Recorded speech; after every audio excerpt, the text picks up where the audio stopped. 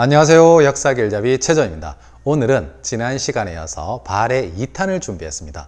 발해 1탄에서는 무왕, 문왕, 선왕 이렇게 발해 정치사에서 중요한 왕들의 업적을 정리해 봤는데, 오늘은 발해에서 어떠한 내용들이 시험에 잘 나오는지 그 나머지 부분들을 한 번에 정리하고 가도록 하겠습니다. 발해하면 시험에 참 잘 나오는 내용 중에 하나가 유득공이라는 조선 후기 정조 때 실학자였던 유득공이 발해에 대한 역사서를 편찬하게 되는데, 그 제목이 발해고 유득공 발해고, 바로 발해고입니다.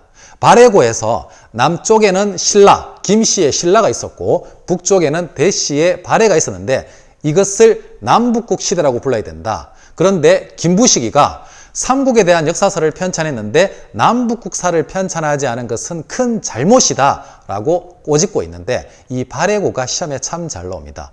이 유득공의 발해고에서 남북국 시대를 언급하게 되면서 이 통인신라 시대라는 말을 쓰지 않고 남쪽에는 신라, 북쪽에는 발해, 이 남북국 시대라는 용어를 쓰게 되었다는 점. 그래서 이 주관식으로도 참 잘 나오게 되는데, 발해고입니다. 발해에 대해서 살필 고자, 발해에 대해서 살펴본다. 그 다음으로 시험에 잘 나오는 내용 중에 하나가, 발해가 왜 우리의 역사지? 발해가 고구려를 개성했다는 근거는 무엇이지? 그러한 내용들을 시험에 자주 물어보고 있습니다.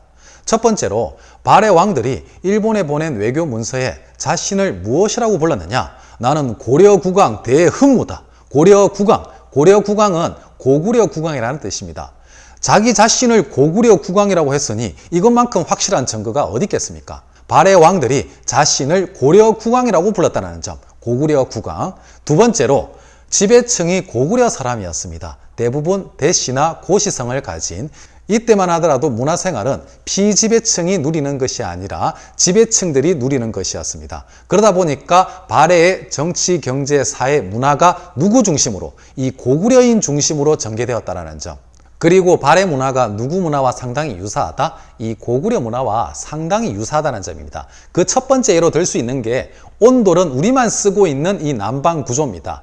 온돌, 치사와 난방을 동시에 할 수 있는 시스템. 아궁이에서 불을 지피면 이 가마솥에 밥을 할 수 있고, 연기가 퍼져나가면서 이 구들장을 데우면서 이 따끈따끈하게 난방까지 할 수 있습니다. 특히 아궁이에서 가까운 이 아랫목, 이 아랫목이 상당히 뜨겁죠. 이 온돌 문화, 우리만 가지고 있는 문화인데 발해도 이 온돌 문화였다는 점, 이것만큼 확실한 증거가 있을까요? 그리고 무덤 양식은 웬만해서는 잘 변하지 않습니다. 고구려 무덤 양식이었던 굴식 돌방 무덤, 무덤으로 들어가는 굴처럼 생긴 입구가 있고 관을 보관하고 있는 돌로 된 방이 있는 굴식 돌방 무덤.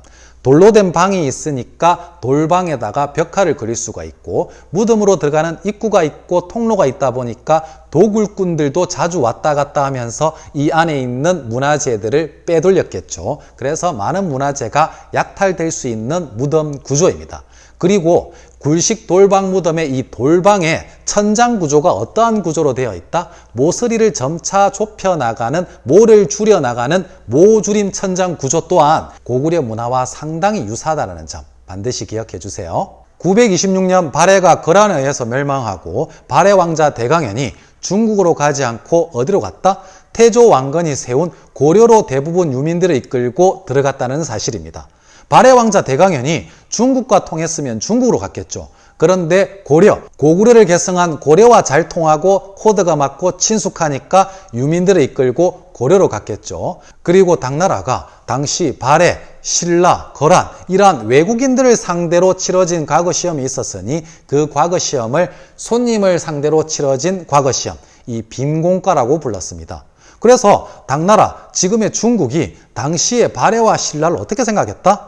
외국이라고 생각했던 것입니다. 그런데 지금 와서는 발해가 중국의 역사다, 자신들 나라의 역사다라고 이야기하고 있으니까 상당히 웃긴 이야기죠.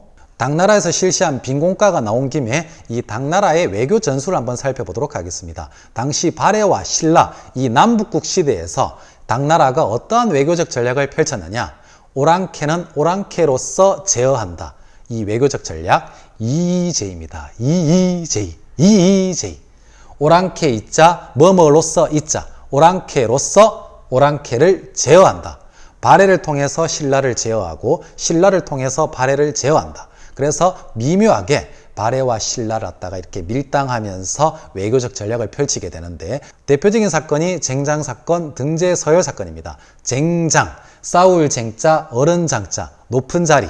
이 높은 자리를 두고 발해와 신라가 싸웠는데, 특히 발해 왕자 대봉해가 신라 사신보다 좀 높은 자리에 앉아야 되지 않겠냐라고 당나라한테 요구했다가 당나라가 거절해 버립니다. 그러니까 당나라 조정에 왔을 때 발해와 신라 사신이 서로 높은 자리에 앉으려고 경쟁했겠죠. 그러한 것들을 미묘하게 이용하게 됩니다. 이 쟁장 사건, 그리고 등재 서열 사건은, 등재는 무엇이냐면 과거 시험에 합격하는 것을 말합니다. 과거 시험에 합격했는데 그 순위가 미묘하게 이렇게 발해와 신라가 경쟁했겠죠. 발해 재상 오광찬이 자신의 아들 오소도가 신라의 최언희보다 점수가 낮게 나오자 당나라에 갔을 때 자신의 아들 순위가 이 최언희보다 높게 할 수 없냐라고 건의를 했는데 당나라한테 까입니다. 이렇게 빈곤과 합격 순위를 둘러싸고 발해와 신라가 대립했던 사건을 등재 서열 사건이라고 하고, 당나라가 이렇게 발해와 신라를 미묘하게 견제하고 대립하게 했었던 이러한 외교적 전략을 이의제의라고 한다는 점 반드시 기억해 주세요. 자, 그 다음으로 살펴볼 내용이 발해의 통치 제도였습니다. 이 부분은 어떤 부분이 시험에 잘 나오느냐? 당나라의 삼성 육부 제도를 받아들였지만 발해는 그 운영과 명칭에서 상당히 독자적으로 뺏깁니다. 여러분들이 반드시 기억해야 될 최고 정치기구, 이 정당성입니다.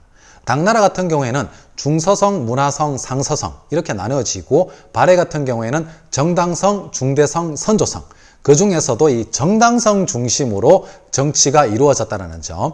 이 정당성의 최고 장관이 누구였느냐? 안내상이 아닙니다. 대내상. 대내상이 최고 장관을 담당했었고, 이 정당성 아래에 6개의 부가 있었으니 그 육부의 명칭이 어떠한 명칭이죠? 충, 인, 의, 지, 예, 신. 바로 유교적 명칭이었습니다. 그리고 육부가 어떻게 운영되었다? 특히 충인의는 정당성 아래에 이 자사정이라는 관리가 담당했었고, 지예신은 이 정당성 아래에 우사정이 관리하는 이원적 구조죠. 그리고 유교적 명칭으로 운영되었다는 점. 어떻게 기억하면 좀 좋을까요? 참 기억이 잘 안 나죠. 이 충인이랑 지혜가 사귀었습니다. 그런데 충인이가 지혜한테 신발을 사줬어요. 그러면 이 신발은 누구 거죠? 충인의 지혜신. 충인의 지혜신. 이렇게 기억하면 되겠습니다. 어이가 없네. 그리고 발해 같은 경우에는 최고 대학 기관으로 주자감이 있었습니다. 남쪽 신라 같은 경우에는 신문왕 때 설치된 국학이라는 대학이 있었는데, 남쪽에는 국학, 북쪽에는 주자감, 국주자, 나로 국주자, 이렇게 남쪽 신라와 북쪽의 발해를 비교해서 공부하면 좋습니다. 그리고 시험에 또 잘 나오는 게, 발해하면 고구려를 계승했지만 당나라를 모방해서 만든 것이 있습니다. 발해의 수도였던 이 상경 용천부의 평면도를 보면 궁궐 남쪽에 큰 길이 나 있는데, 이 길을 당나라 수도였던 이 장안성을 모방해서 길을 내었는데 그 이름을 주작대로라고 합니다. 주작대로는 당나라 장안성을 모방해서 만든 길이라는 점. 마지막으로 발해 문화재 사진 자료를 제시해 놓고 발해에 대한 질문을 많이 하니까 여러분 이 발해 문화재를 잘 봐두길 바랍니다. 특히 이불병자상, 두 부처가 나란히 앉아있는 상을 말합니다. 이불병자상을 보니까 떠오르는 아이스크림이 전혀 있는데 혹시 있나요? 바로 쌍쌍바입니다. 이 쌍쌍바처럼 두 부처가 나란히 앉아있죠. 이 이불병자상이 나오는 국가는 어디다? 바로 발해라는 점. 그리고 절에 가면 이 절 대웅전 앞에 등, 이 절을 비춰주는 등이 있는데 그 등을 돌로 만들었습니다. 그래서 이 석등이라고 하는데 발해 석등이 남아 있으니까 이 사진도 발해구나라고 여러분들이 캐치하면 되겠습니다.